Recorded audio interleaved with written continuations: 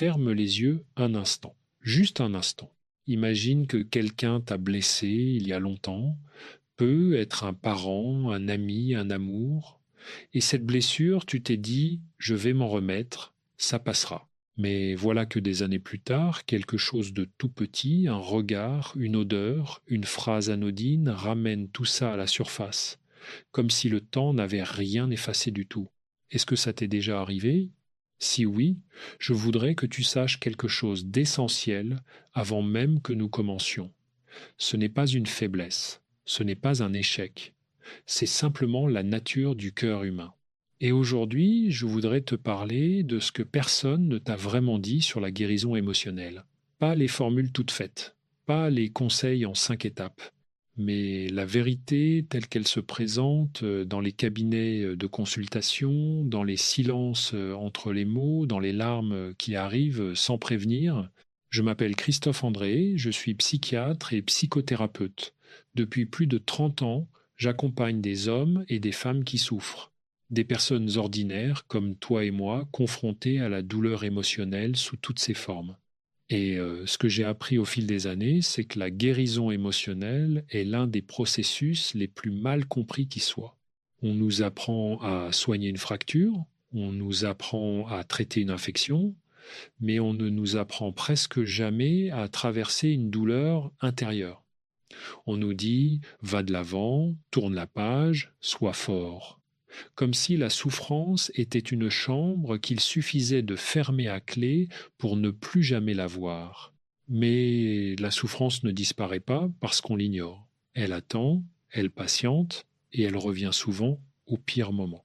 Alors aujourd'hui, je voudrais t'offrir quelque chose de différent. Je voudrais te parler du secret du processus de guérison émotionnelle. Non pas parce que c'est mystérieux ou caché dans quelques livres rares, mais parce que personne ne prend vraiment le temps de l'expliquer simplement avec les mots du quotidien. Nous allons passer environ 1 heure ensemble, 1 heure pour explorer ce qui se passe réellement à l'intérieur de toi quand tu souffres, quand tu cicatrises et quand tu te transformes. Je te parlerai de la nature des blessures émotionnelles, de ce que la guérison signifie vraiment et de ce qu'elle ne signifie pas. Je te parlerai du temps, de l'acceptation, du courage tranquille qu'il faut pour aller mieux, et je te partagerai des histoires de gens ordinaires qui ont trouvé leur chemin à travers la douleur. Installe-toi confortablement, laisse tes épaules descendre, respire un peu plus lentement, et si tu le veux bien, accompagne-moi dans cette conversation. Commençons par une question fondamentale. Qu'est-ce qu'une blessure émotionnelle? Quand on parle de blessure, on pense souvent à quelque chose de visible, une égratignure, une fracture, une cicatrice sur la peau. On peut la montrer, on peut la mesurer, et surtout, on peut suivre sa guérison. Les blessures émotionnelles, elles, sont invisibles. On ne peut pas les radiographier. On ne peut pas pointer du doigt l'endroit exact où elles résident. Et pourtant, elles sont tout aussi réelles, parfois même plus invalidantes qu'une blessure physique.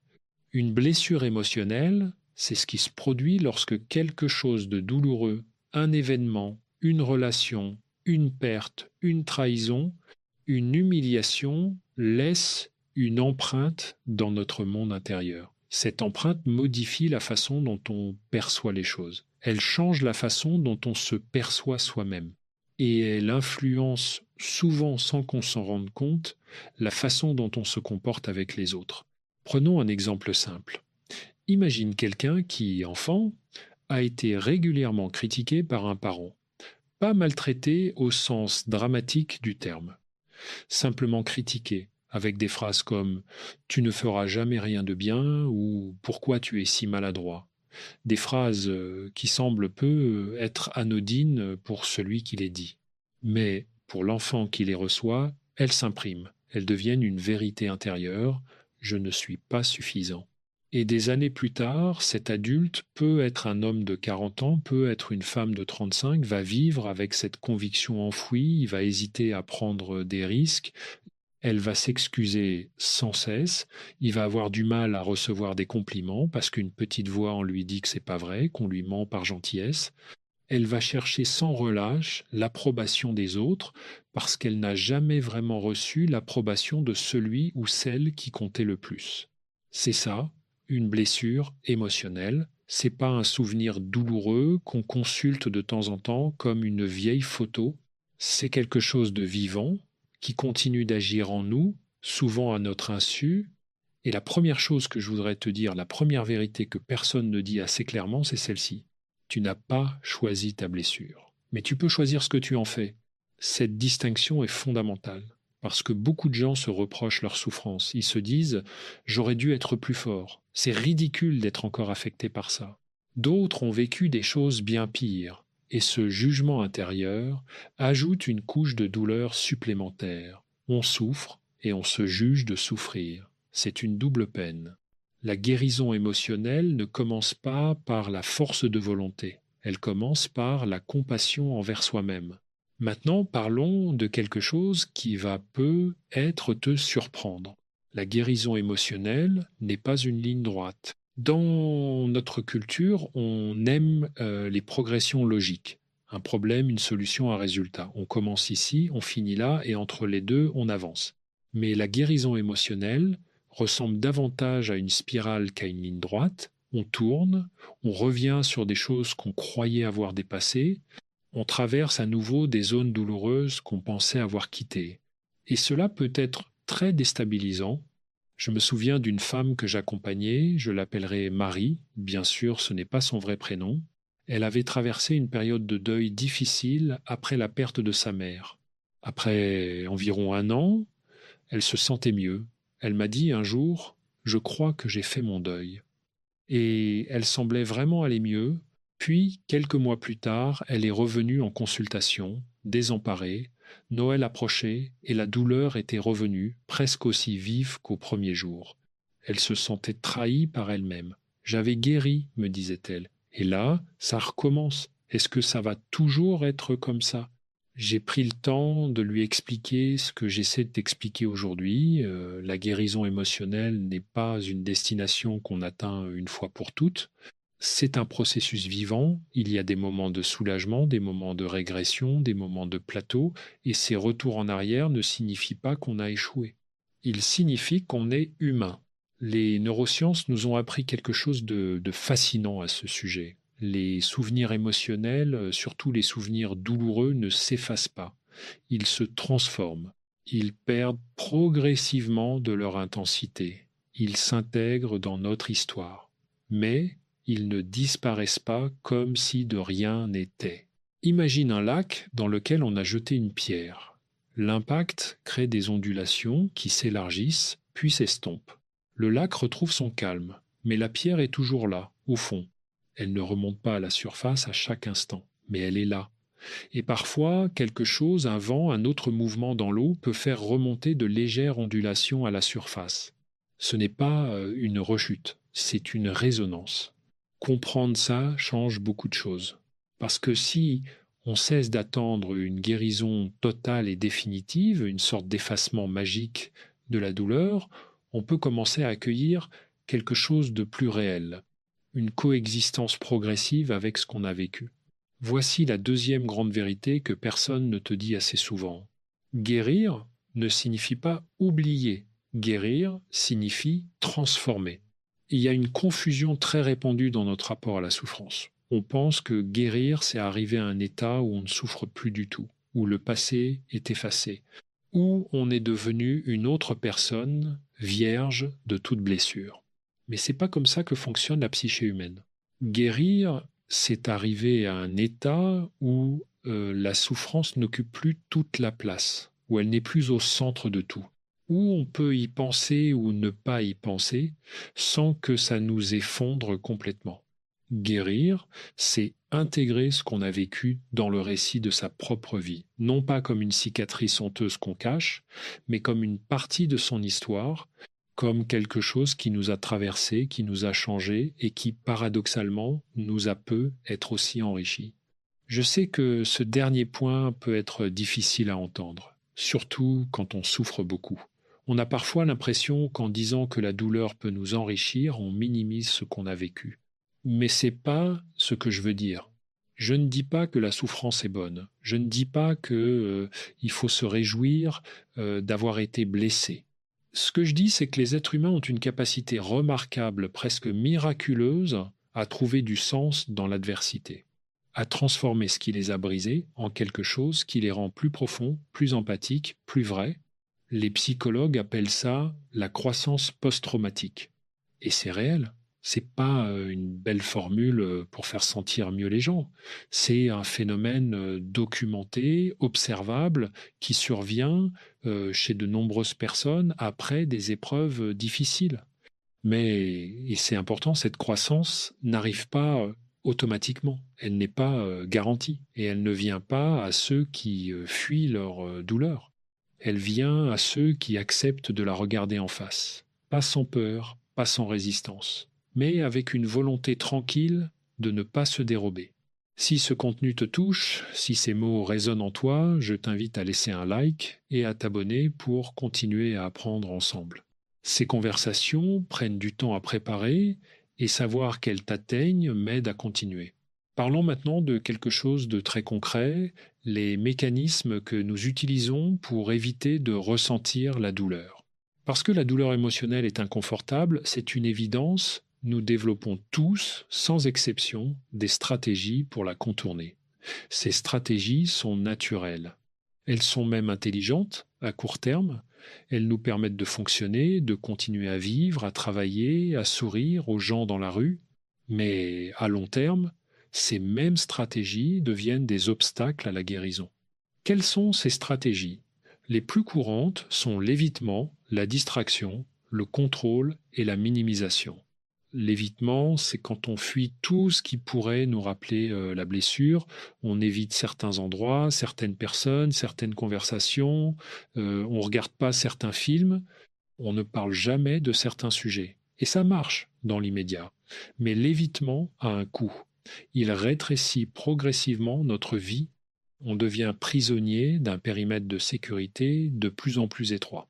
La distraction, c'est la cousine de l'évitement.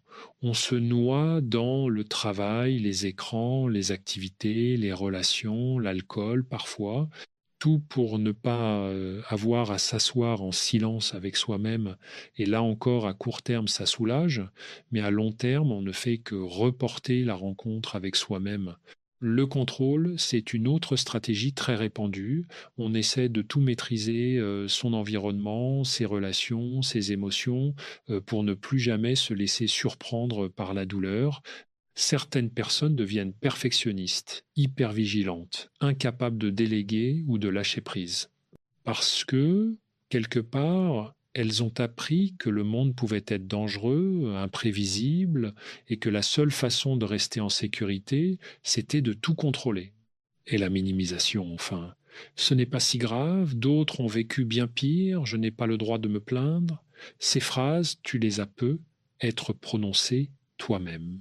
Elles viennent d'un endroit bienveillant, on veut se montrer raisonnable, ne pas se victimiser, mais elles peuvent aussi être une façon de nier la légitimité de sa propre souffrance. Ta souffrance est légitime, quelle qu'en soit la cause, quelle que soit son intensité relative par rapport à celle des autres. La souffrance ne se compare pas, elle se vit. Alors si ces stratégies d'évitement ne fonctionnent pas à long terme, qu'est-ce qui fonctionne? C'est là qu'on entre dans le cœur du sujet. Et c'est là que réside le vrai secret du processus de guérison émotionnelle. La réponse, dans sa forme la plus simple, c'est ceci: ressentir pour traverser. Pas ressentir pour souffrir davantage, pas ressentir pour s'y noyer, mais ressentir pleinement, consciemment, avec une certaine bienveillance envers soi-même, pour permettre à l'émotion de faire son chemin naturel. Les émotions sont comme des vagues, elles montent, elles atteignent un pic et elles redescendent. C'est leur nature, mais si on résiste à la vague, si on se raidit, si on se bat contre elle, on prolonge la lutte, on s'épuise, et la vague semble ne jamais finir. En revanche, si on accepte de laisser la vague arriver sans la fuir, sans l'amplifier, elle fait ce qu'elle a toujours fait. Elle monte, elle déferle et elle passe. C'est ce qu'on appelle en psychologie l'exposition émotionnelle. Et c'est l'un des mécanismes les plus puissants que nous connaissions pour la guérison. Mais je veux être honnête avec toi, ce n'est pas facile. Accepter de ressentir pleinement une douleur qu'on a passé des années à fuir, c'est l'un des actes les plus courageux qu'on puisse accomplir. Ce n'est pas de la faiblesse. C'est l'exact opposé. Je pense à Thomas, encore un prénom fictif. Thomas avait perdu son frère dans un accident il y avait 5 ans. Depuis, il n'avait pas pleuré une seule fois. Il m'a dit fièrement lors de notre première séance, je suis fort, je n'ai pas craqué, mais derrière cette force, il y avait une armure, et sous l'armure, il y avait un homme épuisé de maintenir cette carapace. Au fil du travail thérapeutique, Thomas a appris à baisser la garde. Et quand les larmes sont venues pour la première fois depuis 5 ans, il m'a dit quelque chose que je n'oublierai jamais. Je me sens bizarre, pas triste, allégé. C'est ça la guérison par le ressenti, non pas une plongée dans la souffrance pour le plaisir de souffrir, mais une permission accordée à soi-même de ressentir ce qu'on a besoin de ressentir pour avancer. J'aimerais te parler maintenant d'un concept que je trouve profondément important, la différence entre souffrir et faire le deuil. Ces deux mots sont souvent utilisés indifféremment, mais ils désignent des réalités très différentes. Souffrir, c'est être dans la douleur. Subir, être à la merci de quelque chose qui fait mal. C'est passif, subi, parfois envahissant. Faire le deuil, c'est un processus actif. C'est traverser consciemment la perte. C'est lui donner de la place, du temps, de la dignité. C'est honorer ce qu'on a aimé, ce qu'on a perdu, ce qu'on aurait voulu que ça soit. Le deuil n'est pas réservé à la mort. On fait le deuil d'une relation qui s'est terminée, d'une vie qu'on espérait et qui ne s'est pas réalisée, d'une version de soi-même qu'on a laissée derrière, d'une enfance qu'on n'a pas eue, d'un parent qu'on aurait voulu différent. Et faire le deuil, vraiment le faire, ça prend du temps. Plus qu'on ne le pense généralement, la culture dans laquelle on vit, rapide, productive, orientée vers l'avenir, n'est pas très à l'aise avec le deuil. On voudrait qu'il soit efficace, qu'il se fasse en quelques semaines, quelques mois au maximum. Et quand il dure plus longtemps, on se demande si quelque chose ne va pas. Mais certains deuils prennent des années, et c'est normal. C'est pas une pathologie, c'est la mesure de ce qu'on a aimé. Si tu écoutes ceci en ce moment et que quelque chose en toi résonne, peut être une douleur que tu as du mal à nommer, un deuil que tu n'as pas encore vraiment fait, je t'invite à prendre un moment après cette écoute pour simplement l'accueillir, pas pour le résoudre tout de suite, juste pour lui dire je sais que tu es là. Et si ce contenu t'est utile, pense à le partager avec quelqu'un qui pourrait en avoir besoin. Un abonnement, un like, un partage, ce sont des gestes simples qui permettent à ces conversations de continuer à exister. Je voudrais maintenant te parler de quelque chose que j'observe très fréquemment dans ma pratique et que je crois être l'un des plus grands obstacles à la guérison émotionnelle, c'est la honte. La honte est différente de la culpabilité. La culpabilité dit j'ai fait quelque chose de mal. La honte dit je suis quelque chose de mal. Et la honte émotionnelle, c'est la conviction secrète et profonde que sa propre souffrance est honteuse, qu'on est faible de souffrir, qu'on est trop sensible, qu'on devrait être capable de s'en sortir seul, sans aide, sans en parler. Cette honte est particulièrement répandue chez les hommes, bien que les femmes n'en soient pas exemptes. On a appris à beaucoup d'hommes que pleurer, c'est une faiblesse. Que parler de ses émotions, c'est être vulnérable dans le mauvais sens du terme. Alors ils portent leur douleur seuls, en silence, jusqu'à ce que le silence devienne insupportable. Mais la honte est aussi présente chez ceux qui ont vécu des traumatismes. On rencontre souvent des personnes qui ont été victimes de violences physiques, verbales, sexuelles, et qui se sentent honteuses de ce qu'elles ont subi, comme si la blessure était leur faute, comme si avoir été blessé les rendait moins dignes. Rien n'est plus faux, et rien ne ralentit davantage la guérison que la honte. Parce que la honte isole. Elle pousse à se cacher, à ne pas en parler, à ne pas chercher d'aide. Et la guérison émotionnelle a besoin du contraire. Elle a besoin de lumière, de paroles, de relations. C'est pour ça que parler à un ami de confiance, à un thérapeute, à un groupe de parole est l'une des choses les plus thérapeutiques qui soit, non pas parce que parler résout magiquement les problèmes, mais parce que mettre des mots sur ce qu'on ressent le rend moins effrayant. Et parce que se sentir entendu, vraiment entendu, est une expérience réparatrice en soi. Il y a quelque chose de profondément humain dans le fait d'être vu, d'être compris, de dire sa douleur et d'entendre en retour: oui, je t'entends. Ce que tu ressens est réel. Parlons maintenant d'un autre concept essentiel, le rôle du corps dans la guérison émotionnelle. On a tendance à traiter les émotions comme si elles étaient uniquement dans la tête. Des pensées, des souvenirs, des représentations mentales. Mais les émotions sont aussi et peuvent être d'abord dans le corps. La peur se ressent dans le ventre, la tristesse dans la gorge et la poitrine, la colère dans les mâchoires, les épaules, les poings, le stress dans le dos, la nuque, les intestins.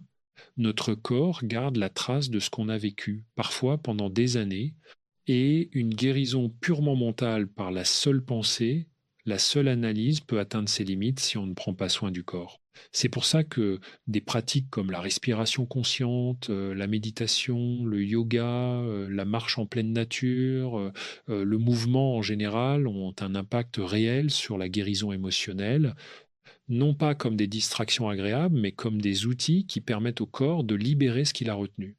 La respiration en particulier est un outil remarquable parce qu'elle est au carrefour du conscient et de l'inconscient. On peut contrôler sa respiration, c'est l'un des seuls processus corporels sur lesquels on a une prise directe et en la ralentissant, en l'approfondissant, on envoie au système nerveux un signal clair: tu peux te détendre, le danger est passé, tu peux lâcher. Quelques secondes de respiration lente et profonde peuvent transformer l'état émotionnel dans lequel on se trouve. Ce n'est pas une solution miracle, mais c'est un premier geste. Un geste de retour vers soi. Il est temps de te parler de quelque chose que je considère comme le cœur secret de la guérison émotionnelle. Quelque chose qui paraît simple en apparence, mais qui est profondément difficile à mettre en pratique. C'est l'acceptation. Je ne parle pas de résignation, je ne parle pas de dire que tout va bien, que rien n'est grave, qu'il faut se taire et avancer. Ce serait l'exact opposé de ce dont on a besoin. L'acceptation, au sens où je l'entends, au sens où la psychologie contemporaine l'entend, c'est la capacité à reconnaître la réalité de ce qu'on vit sans la juger et sans vouloir la changer immédiatement. C'est dire, en ce moment, je souffre, c'est réel, je n'ai pas à le nier, à le fuir, ni à m'en débarrasser tout de suite. Je peux simplement laisser ça être là. C'est une forme de présence à soi-même, une forme d'honnêteté radicale. Et c'est souvent le point de départ de la guérison. Parce que tant qu'on résiste à ce qui est, tant qu'on se bat contre la réalité de sa souffrance, on gaspille une énergie considérable, une énergie qui pourrait être utilisée pour avancer. Je me souviens d'une phrase que j'ai lue un jour et qui m'a profondément marqué. Elle dit à peu près ceci: la souffrance, c'est la douleur multipliée par la résistance. Autrement dit, ce n'est pas seulement la douleur en elle-même qui nous fait souffrir, c'est aussi le combat que nous menons contre elle. Quand on cesse de résister, quand on dit oui, c'est là et c'est dur, quelque chose se détend. Pas instantanément, pas magiquement, mais quelque chose se détend. Je voudrais faire une pause ici pour partager avec toi une réflexion que je trouve importante. Il y a une différence entre travailler sur soi et se martyriser. Beaucoup de personnes, en chemin vers la guérison, tombent dans un piège. Elles transforment le travail intérieur en une forme d'autocritique permanente. Elles analysent sans cesse leurs pensées, leurs émotions, leurs comportements.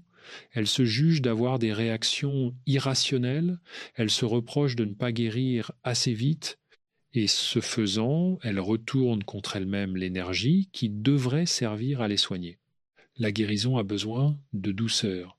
Elle a besoin d'un regard bienveillant sur soi-même, le même regard que tu aurais pour un ami qui souffre. Si un ami t'appelait en pleurs, tu ne lui dirais pas « tu es ridicule, tu devrais être guéri depuis longtemps, qu'est-ce qui ne va pas chez toi ?» Tu lui dirais « je t'entends, c'est difficile, je suis là », essaie de t'offrir cette même tendresse, la compassion envers soi-même, ce que certains psychologues appellent la self-compassion, est l'un des outils les plus puissants et les plus sous-estimés de la guérison émotionnelle. C'est pas de l'égocentrisme, c'est pas se plaindre, c'est simplement se traiter soi-même avec la même humanité qu'on voudrait offrir aux autres. Si tu as trouvé de la valeur dans cette conversation jusqu'ici, je t'invite à t'abonner. Et si tu connais quelqu'un qui traverse une période difficile, quelqu'un qui a besoin d'entendre ces mots, partage-lui cet audio. C'est peut être le plus beau cadeau que tu puisses lui faire aujourd'hui. Je veux te parler maintenant de quelque chose que j'appelle les fausses guérisons. Ce sont des états dans lesquels on peut se trouver qui ressemblent à la guérison de l'extérieur, mais qui sont en réalité des formes d'évitement plus sophistiquées. La première fausse guérison, c'est l'hyperactivité. On se jette dans le travail, les projets, les engagements, on s'arrête jamais, on est toujours occupé, toujours en mouvement, et tant qu'on est en mouvement, on n'a pas le temps de ressentir. Cela ressemble à de la vitalité. Mais c'est souvent une fuite. La deuxième fausse guérison, c'est ce qu'on pourrait appeler la positivité forcée. On décide d'aller bien, on refuse de se laisser aller à la tristesse, on se répète des mantras, on affiche un sourire permanent, on dit à tout le monde que ça va, et à force de le dire, on essaye de s'en convaincre soi-même. Mais les émotions non vécues ne disparaissent pas, elles s'accumulent. La troisième fausse guérison, c'est la rationalisation. On comprend intellectuellement ce qui s'est passé, on peut l'expliquer, l'analyser, le contextualiser. On sait pourquoi ses parents ont agi comme ils l'ont fait, on comprend les dynamiques relationnelles qui ont conduit à la rupture, on a tout compris, mais comprendre n'est pas la même chose que ressentir, et sans le ressenti, la compréhension reste superficielle. La vraie guérison intègre à la fois la tête et le cœur. Elle fait cohabiter la compréhension et le ressenti. Elle ne choisit pas l'un au détriment de l'autre. Il y a une question que j'entends très souvent dans mon cabinet. Une question simple mais importante. Combien de temps ça va durer? Et je voudrais y répondre honnêtement, parce que je crois que l'honnêteté est un acte de respect. Je ne sais pas. Personne ne peut te donner une réponse précise, parce que le temps de guérison dépend de nombreux facteurs. La nature de la blessure, sa profondeur, le soutien dont tu disposes, les ressources que tu as développées au fil de ta vie, ton histoire personnelle, et bien d'autres choses encore. Ce que je peux te dire, en revanche, c'est que la guérison progresse toujours, même quand on a l'impression qu'elle stagne, même dans les périodes de silence, de plateau, quelque chose travaille en toi. Et je peux te dire aussi que le temps n'est pas l'unique facteur. On peut rester bloqué pendant des années dans une douleur qu'on n'a jamais vraiment accepté de regarder. Et on peut, avec le bon soutien et la bonne disposition intérieure, faire des progrès significatifs en quelques mois. Le temps est nécessaire. Mais il n'est pas suffisant à lui seul. Ce qui fait vraiment avancer, c'est le travail intérieur, la volonté de se regarder avec honnêteté, la décision de demander de l'aide quand on en a besoin, la pratique quotidienne même imparfaite de la bienveillance envers soi-même. Je voudrais maintenant te parler d'un paradoxe que je trouve fascinant. On pourrait penser que ceux qui ont le plus souffert sont ceux qui ont le moins de ressources pour guérir, mais ce n'est pas toujours vrai. Souvent, ce sont eux qui ont développé les ressources les plus profondes. Pas parce que la souffrance est une bonne chose en soi, mais parce que traverser la douleur, vraiment la traverser, sans se détourner, forge quelque chose en nous, une forme de connaissance intime de soi-même, une capacité d'empathie pour les autres, une résilience silencieuse qui n'a rien à voir avec la dureté, mais tout à voir avec la profondeur. J'ai rencontré des personnes qui avaient vécu des choses terribles, des deuils, des trahisons, des violences, et qui rayonnaient d'une sorte de sérénité tranquille. Pas parce qu'elles avaient oublié ce qu'elles avaient vécu, mais parce qu'elles l'avaient traversé, parce qu'elles avaient fait le voyage intérieur jusqu'au bout. Et ces personnes-là ont souvent une qualité de présence que je ne trouve nulle part ailleurs. Elles savent écouter, vraiment écouter. Elles savent être là sans chercher à réparer ou à minimiser. Parce qu'elles savent ce que ça fait d'avoir besoin d'être simplement accompagnées. C'est une des choses que j'ai le plus apprises de mes patients au fil des années. C'est pas moi qui leur ai tout appris. Nous avons appris ensemble. Et ce qu'ils m'ont enseigné sur la résilience humaine, sur la capacité à se reconstruire, dépasse tout ce que j'aurais pu trouver dans les livres. Approchons-nous maintenant de la fin de cette conversation. Mais avant de conclure, je voudrais t'offrir quelques éléments concrets. Des gestes simples que tu peux commencer à intégrer dès aujourd'hui dans ta vie. Le premier, c'est ce que j'appelle le moment de présence à soi. Chaque jour, prends quelques minutes, 5, suffit pour simplement t'asseoir en silence et te demander comment je me sens vraiment là, maintenant. Pas comment tu voudrais te sentir, pas comment tu penses devoir te sentir, mais comment tu te sens réellement. C'est une pratique simple mais profonde, parce que on passe une grande partie de notre vie à côté de soi-même, à vivre dans le passé ou dans l'avenir, rarement dans le présent. Et ces quelques minutes de contact avec soi-même peuvent, au fil du temps, transformer ta relation à tes propres émotions. Le deuxième geste, c'est d'écrire, pas forcément pour partager, pas forcément pour relire, mais pour mettre des mots sur ce qui se passe à l'intérieur. Écrire externalise les émotions. Ça les rend un peu moins envahissantes et ça crée une distance saine entre soi et ce qu'on ressent. Des recherches ont montré que l'écriture expressive, écrire sur ses expériences émotionnelles difficiles, même brièvement, même maladroitement, a des effets mesurables sur le bien-être psychologique et même sur la santé physique. Ce n'est pas une pratique réservée aux écrivains, c'est une pratique humaine accessible à tous. Le troisième geste, c'est de cultiver les liens. La guérison émotionnelle ne se fait pas en solo. On a besoin des autres, pas pour qu'ils résolvent nos problèmes, mais pour qu'ils nous accompagnent dans la traversée. Cultive tes amitiés, prends soin de tes relations. Et si tu n'as pas ces relations de confiance dans ta vie, cherche un espace, une thérapie, un groupe où tu pourras parler librement. Le quatrième geste, c'est de bouger. Marcher, danser, nager, courir, peu importe.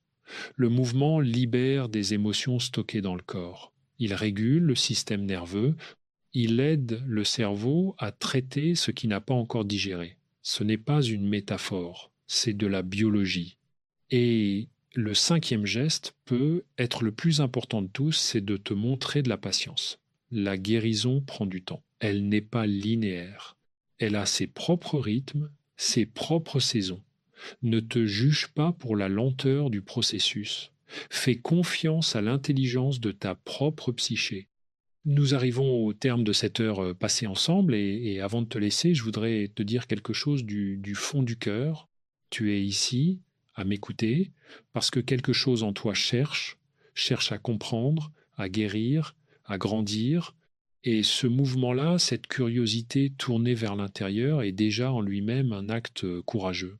Dans une culture qui nous pousse vers l'extérieur, vers la performance, vers l'apparence, choisir de se tourner vers l'intérieur, de prendre soin de sa vie émotionnelle, c'est un choix rare et beau.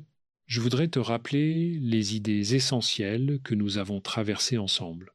Une blessure émotionnelle n'est pas une faiblesse, c'est une empreinte laissée par ce qu'on a vécu et on n'a pas